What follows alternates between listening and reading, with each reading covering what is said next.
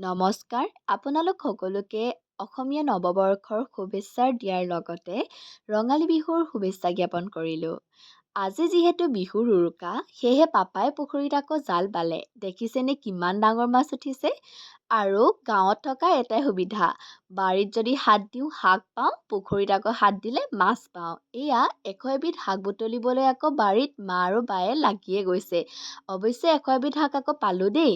আৰু এয়া পাছবেলালৈ বুলি ককাকৰ ঘৰত আকৌ লুটুকন আহিলে। লুটুকন হৈছে মোৰ ভাগিন আৰু এয়া পাছবেলালৈ বুলি মাহীয়েকহঁতে তাক থ'বলৈ বুলি যাবলৈ ওলাইছে। আৰু এতিয়া আকৌ আমাৰ বছৰৰ প্ৰথম জেং বিহু দলটি আমাৰ ঘৰলৈ বুলি আহিলে আৰু মায়ে আকৌ ইহঁতিক নাচি থকা দেখি নাম এফাঁকি গায়ে দিলে।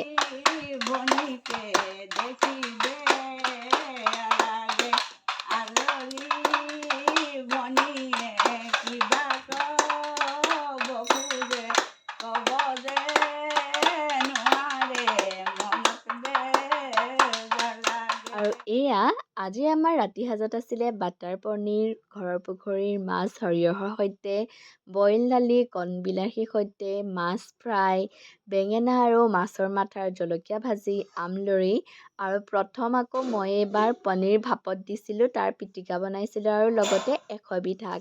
খাবলৈ বিৰাট টেষ্টি হৈছিলে, মা আৰু পাপাহঁতে কৈছে।